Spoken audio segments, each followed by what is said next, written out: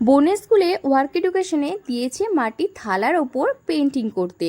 তো তার জন্য থালাটাকে আমি আগে থেকেই ভিজিয়ে রেখেছি, আর তারপর বসে পড়লাম এটাকে লাল ফেব্রিক দিয়ে কোট করার জন্য। তো 3 থেকে 4 বার আমি লাল ফেব্রিক দিয়ে এটাকে কোট করে নিয়েছি, আর তারপর সাইডে করে দিয়েছি এইরকম একটা সিম্পল ডিজাইন। আর ভেতরের দিকেও খুব সিম্পলভাবে এই ডিজাইনটা করেছিলাম। আমি খুব একটা ভালো আঁকতে পারি না, শুধুমাত্র একটু ট্রাই করলাম এই আর কি। আর পেনটা করতে করতেই চলে এসেছিল আমার এক খুদে স্টুডেন্ট পড়তে। তো ওর সাথে একটুখানি বসে গল্পগুজব করলাম, তারপর পড়াশোনাটাও করিয়ে দিলাম ওকে, আর তারপর থালাটা কমপ্লিট করে তোমাদেরকে একটু দেখিয়ে দিলাম। তো কেমন হয়েছে তোমরা একটু জানিও তো আমাকে।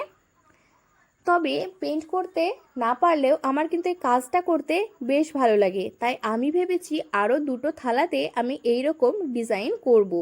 এরপরে যেদিন নিয়ে এসে করব সেদিনও অবশ্যই তোমাদের সাথে শেয়ার করব। তারপর সন্ধেবেলায় মনে হলো একটুখানি চাউমিন খাবো, ঘরে ছিল না ডিম, তাই ভাবলাম ভেজ দিয়েই আজকে চালিয়ে দিই।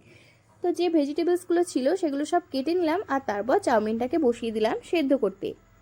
তারপর ভেজিটেবলগুলো ভালো করে ভেজে নিয়েছি, আর আজকে আমি একটুখানি এর মধ্যে কারি পাতা অ্যাড করেছিলাম। তারপর চাউমিনটাকে দিয়ে একটুখানি সয়া সস দিয়ে ভালো করে নেড়ে চেড়ে এটাকে নামিয়ে নিয়েছি। তারপর খেয়ে নিলাম 1 কাপ মতো লিকার চা, আর তারপর চাউমিনটা খেয়ে নিলাম। তো চাউমিনটাও কিন্তু বেশ টেস্টি হয়েছিল খেতে, খুব সাধারণভাবে এইরকম বানিয়েছিলাম। তো এটা খেলে শরীরের খুব একটা ক্ষতিও হবে না। তারপর আর কি, অনেকটা রাত হয়ে গিয়েছিল, তাই ভাবলাম মুখে একটুখানি ট্যান পড়েছে, তো ট্যানটাকে রিমুভ করা দরকার। তার জন্য আমি নেচার্সের এই ট্যান রিমুভালটা ব্যবহার করি, তো সেটাই আর কি রাত্রিবেলা একটু করে নিয়েছি। আর চলো আজকের মতো টাটা।